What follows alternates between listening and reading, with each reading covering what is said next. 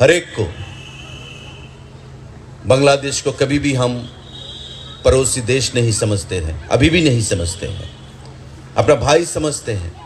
क्योंकि हम लोग जो यहाँ पे रहते हैं त्रिपुरा में, हमारे हर एक लोगों का बांग्लादेश के साथ कनेक्शन है। हमारे रिश्तेदार हैं, हमारे पुरखों, हमारे जो फोरफादर्स, जो एंसेस्टर्स, ये लोग बांग्लादेश से थे।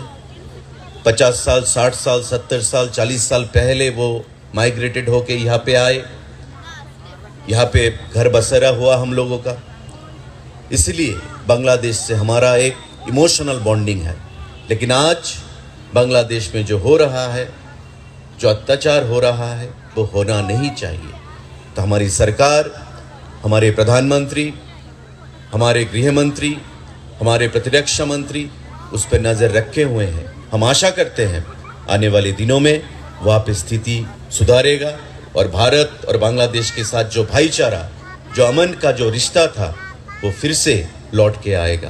तभी ये जो लोग शहीद हुए थे उस लड़ाई में, 71 के लड़ाई में, more than 93,000 soldiers who have surrendered on that particular day before Indian Army, हम सबको पता है। और भारतीय सेना की तरफ से जो शहीद हुए हैं, इन लोगों को आत्मा को शांति मिलेगा। क्यों बना था बांग्लादेश? क्या फायदा हुआ? तभी एक ही लक्ष्य था कि आजादी दिलाना। जैसे 47 से पहले कश्मीर से कन्याकुमारी तक हर किसी को सपना, हर किसी के पास था कि भारत आजाद हो जाए इंग्रेजों से। उसी टाइम पे भी 71 के लड़ाई के टाइम पे भी 13 दिन तक जो लड़ाई हमारे सोल्जर ने लड़े, वही लक्ष्य एक ही था कि आज़ादी चाहिए। एक देश को आज़ाद बनाना है, एक राष्ट्र बनाना है, ताकि हम अमन से, भाईचारे से हम आगे बढ़ सकें, हम प्रगति के साथ आगे आ सकें। आज गर्व से हम ये कह सकते हैं कि भारतीय सेना देश का एक ऐसा धरोहर है जो सिर्फ बांग्लादेश के लिए नहीं, हमारे विश्व में कहीं पे भी कोई भी क्राइसिस होता हो, भारतीय सेना पीस कीपिंग मिशन के लिए वहाँ पे खड़े रहते हैं, तैयार हो जाते हैं। उनको भेजा जाता है शांति फैलाने के लिए, अमन फैलाने के लिए। आज इसके शुभ अवसर पर मैं आप सबको बहुत बहुत बधाई देता हूँ, भारतीय सेना को नमन करता हूँ। और आने वाले दिनों में भारत के उन्नति, भारत के प्रगति में आपका योगदान रहेगा। भारत को हर एक आदमी को, कश्मीर से कन्याकुमारी तक, कन्याकुमारी से मिजोरम तक, त्रिपुरा तक, हर एक आदमी जो हम चैन से सोते हैं रात को, ये आपका कंट्रीब्यूशन है मेरे साथियों। आज के इस अवसर पे मैं सबको फिर से एक बार नमस्कार करता हूँ। और यहाँ पे जो कल्चरल प्रेजेंटेशन हुआ वो मस्मराइजिंग, स्पेशली साउथ इंडिया से जो आर्मी के जो लोग आए यहाँ पे, मैंने ये पहली बार देखा जिंदगी में। टीवी पे तो देखने का मौका मिलता है, लेकिन अपनी आंखों के सामने कितना प्रोफेशनली इन लोगों ने ये प्रेजेंटेशन दिया, काबिले तारीफ है।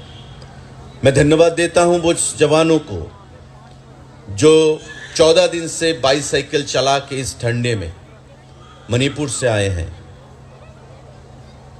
आते आते हर एक जगह पे रोक के वार मेमोरियल पे जाके लोगों से मिल से बात करके सबसे इंडियन आर्मी के बारे में बोलना, क्यों इंडियन आर्मी में आना है, और आज फाइनली वो अगरतला पहुंचे। It speaks about their dedication. It speaks about their sacrifice in volume.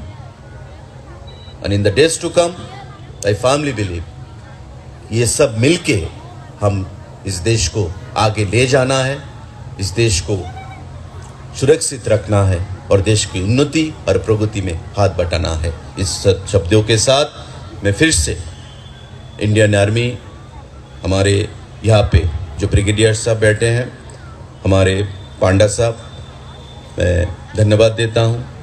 मैं मेजर जनरल सब समीर कार्तिकेय जैन को धन्यवाद देता हूँ, मुझे यहाँ पे बुलाया, मौका दिया यहाँ पे आके 2 शब्द बोलने का। और आप लोगों से जो एसोसिएशन है मेरा बहुत दिन से है, असम राइफल, इंडियन आर्मी, जब भी हमें बुलाते हैं मैं कभी भी मिस नहीं करता। जो भी जिस उपाय से मैं आता हूँ, आपसे पहले यहाँ पे नीलेश चौधरी साहब हुआ करते थे ब्रिगेडियर, जो आजकल दिल्ली में है, उसके आमंत्रण पे भी मैं बहुत बार आया था। असम राइफल जब भी बुलाते हैं मैं आता हूँ, ब्लड डोनेशन कैंप हो, जो भी हो मैं आता हूँ, क्योंकि आप लोग आपके लिए नहीं देश के लिए हो, और हम देश के लिए, इस देश को अगर आगे ले जाना है, आप सबको कंधे से कंधा मिला के, shoulder to shoulder, hand to hand हमें काम करना है। देख भारत, श्रेष्ठ भारत हमें बनाना है। जय हिंद, सबको नमस्कार। Indian army long live.